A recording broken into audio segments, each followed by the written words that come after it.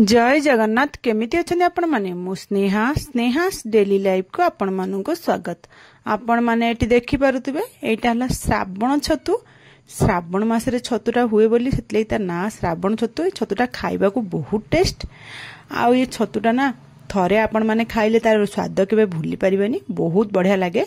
ए श्रावण छतु बहुत माटी लगी थाए। मु ताको एडी भल भाबरे सफा कर देछि आ सफा कला परे भी ताको आउरी गरम पानी नेछि, माने नख उषुम जेमति हाथ बुड़ेले आपण माने देखि परथुए जेमति आपण माने गरमटा सही परथुए सेतिकी पानी रे गोटे चामच पूरा हळदी देबे।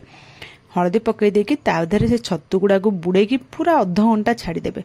अध घंटा जेमति से पानी भितर बुड़ी रहबा आउ जेतिकी माटी फाटी की जहा लागि थिबो ता धरे सब जेमति बाहर जिवो। तापर ताको भल भाबरे धोई देबे। धोईकी ताकू मु काटिकी रखी देछि। तापर चलंतु मु ताको कढ़ई गोटे बसई देछि। से कढ़ई रे सोरिष तेल गोटे चामच पकेबे, बेसी बिल्कुल पकेबे नहीं। गोटे चामच पकेकी ताकू गरम करिया छाड़ देबा। एठी आपण मानक मु देखौछि छतु गुडा को मु भल भाबरे धोई देकी ताकू काटी देछि। तापर एठी हम तेल गरम होला परे सब जन छतु हम से कढ़ई रे पकेई देबा। पकेई देकी ताकू एमती गोळेई देबा भल भाबरे। गोळेई देकी हम ताकू घोड़ेकी छाड़ी देबा। छतुरु बहुत पानी बाहरे आ बहुत पानी बाहर हाई फ्लेम करके छाड़वा। देखि पारुथि आपण माने छतुरु केते पानी बाहरला। एमती पानी बहुत बाहर। एबे लूण कि हळदी किछि पकेबे नहीं, खाली एमती ताकू गोळेई की गोळौथुए मझरे मझरे आउ ताकू घोड़ना घोड़ेकी हाई फ्लेम रखिकी ताकू भाजिबे। तार जिमि संतुलिला हळिया करिवे जेमती पानी तादरु सब मरि जिवो। एबे देखन पानी सब मरि गलानी। एठी मो हळदी पकेई देछि आउ लूण पकेई देछि। स्वाद अनुसार लूण पकेई देबा। हळदी अध चामच पकेई देकी ताकू भला भाबरे गोळेकी आउ 5 मिनिट खंड मीडियम फ्लेम रखिकी हम भाजिबा जेमि छतुरु पानी अंश पूरा मरि जिवो। आ छतुर गोटे कंचारिया स्मेल थाए, से स्मेलटा जेमती पूरा पळेबो आ भल भाबरे हेडा भाजी हे जिवो। हम जेमती ताकू संतुलिला भलिया करदबा, माने संतुलिला भलिया भाजी देबे। भाजी देकी ताकू छतु भाजी हैला भितर आमे चलंतु मसला ता पे रेडी करबा। मैं गोटे ग्राइंडिंग जार नैछि, सेतरे अदा गोटे इंच देछि आ दुईटा तेजपत्र गंदे छिंडेकी पकेछि आ दालचीनी 2-3 खंड छोट छोट खंड पकई देकी पानी दे देकी आमे एतिकी को प्रथमे ग्राइंडिंग करबा। आउ बेसी एठी बे ग्राइंडिंग हबनी, एतिकी फास्ट आमे ग्राइंडिंग कर दबा पानी देकी। देखंतु ग्राइंडिंग कर देछि। तापर गोटे प्यान बसई देछि। से प्यान ने मु सोरिष तेल पकेछि। सोरिष तेल ही पकेबे। सोरिष तेल पकेले खाइबा को बहुत बहुत टेस्ट लागो छतो तरकारी। सोरिष तेल गरम होला परे एतरे गोटे चामच चीनी पके देछि कलर उठिया पे। आपण माने यदि स्किप करिया चाहे चीनी टा स्किप कर देबे। चीनी एतले कलर आसीबो कारामेल हे जिवो सेतले आमे सुखिला लंका गोटे आ फुटण अध चामच पके देबा। पके देई फुटण फुटी गला परे आमे गोटे बड़ पियाज स्लाइस करी काटिथिबा। से पियाज गोटे पके देकी ताकू भाजिबा। एठी फ्लेम मीडियम फ्लेम रखी देबे। हाई बेसी करिवेनी नन पियाज हमर पोडी जिवो। जेमति पियाज रु पानी अंश मरि जिवो, पियाज 80% भाजी हे जिवो सेहि भली आपण माने भाजिबे। देखंतु एई भली भाबरे पियाज भाजिबे। पियाज एतिकी भाजी हे गेला लको आमे एठी कोन करथा लंका गुंड गोटे चामच एठी पके देबा।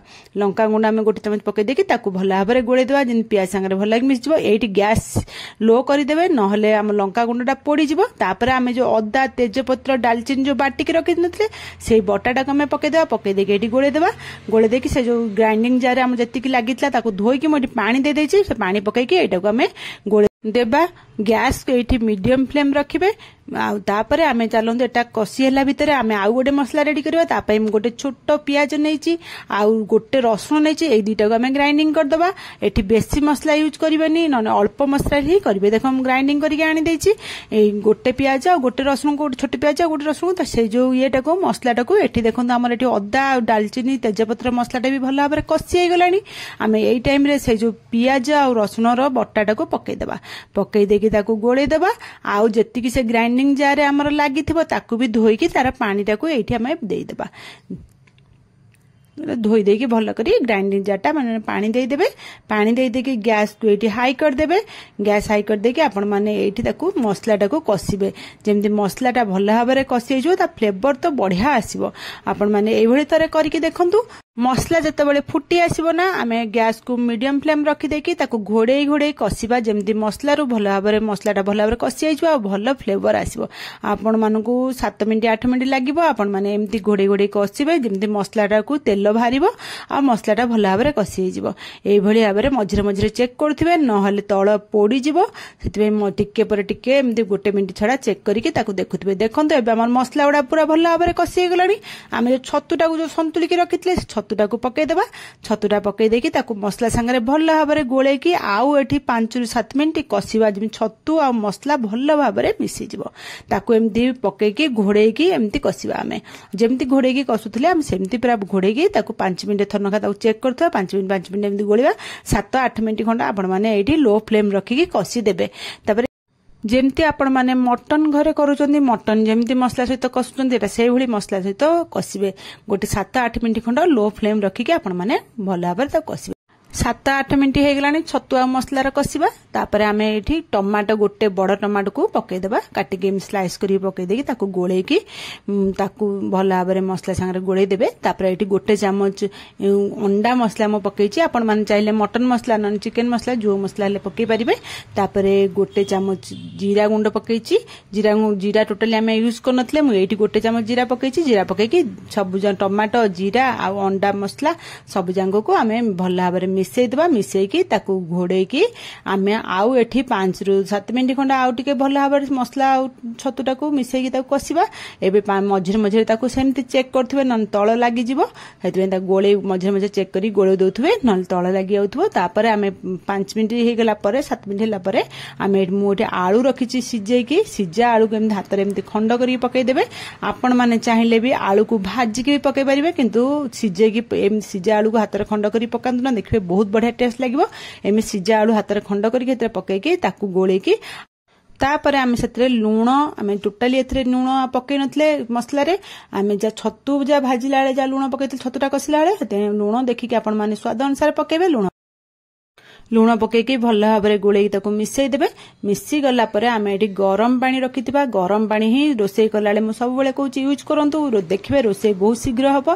आ रोसई मध्ये बहुत टेस्ट हबो गरम पानी आपण माने देखिकी पकेबे बेसी पकेबे ने अल्प गरम पानी देखंतु एमती छतु जस्ट टिके बुडीला भलिया हेतिबो पकईकी ताको गैस हाई फ्लेम रखिकी ताको घोड़ेई देबे जेमती भल भाव में एडा फुटिबो फुटी देखंतु केमती फुटिला ए भली भाव में फुटिलाळो गैस मीडियम फ्लेम रखि देबे ताको आ 5 मिनिट आमे फुटेई देबा से 5 मिनिट फुटी गला परे आमर तरकारी पूरा रेडी हो जिवो जेम सब मसला फ्लेवर सब भल भाव में मिजो 5 मिनिट हो गला एबे मु एठी ता धरे गरम मसला आधा चामच पकई देची आ धनिया पत्र अल्प टिके पकई देची तापर ताको सब गोळे देकी एठी घोड़े देबा आउ ताको आमे फुटेबानी एठी गैस आपण माने ऑफ कर देबे जेमती गरम मसला पकेबे ना गैस ऑफ कर देबे ता घोड़े की छाडी देबे 5-10 मिनिट जेमती भितरे गरम मसला धनिया पत्र फ्लेवर भल भाव में मिसी जिवो तापर मु 5 मिनिट परे आपण मानु देखौची देखंतो छतु तरकारीटा केते सुंदर देखाउची एटा पूरा मटन तरकारी भला टेस्ट लागिवो आपण माने भी एई भली टाइप रो छतु तरकारी निश्चय थरे घरे ट्राई करंतु आ एमती श्रावण छतु आनी के ट्राई करंतु एटा श्रावण छतुरे तरकारी बहुत टेस्ट लागे श्रावण छतुरा तो एई टाइम रे ही मिले आ बहुत बढ़िया लागे खाया पे आपण मानकु जदि आजिरो मोर रेसिपीटा भल लागिला ताले मो चैनल को लाइक शेयर सब्सक्राइब निश्चय करिवे कमेंट माध्यम रे मते निश्चय जानेबे केमिति लागिला आजिरो रेसिपीटा आपण मानकु मो पाखुर हे देखै दउ देखंतु तरकाटा केते सुंदर आ देखिया को जति सुंदर खाइबा को मध्य बढ़िया टेस्ट लागे आपण माने भी थरे एमती श्रावण छतु आनी की घरे निश्चय ट्राई करंतु देखबे बहुत बढ़िया लागियो भात संगरे खाया पेटा बहुत बढ़िया लागियो रोटी संगरे भी खाई परिबे रहूची जय जगन्नाथ।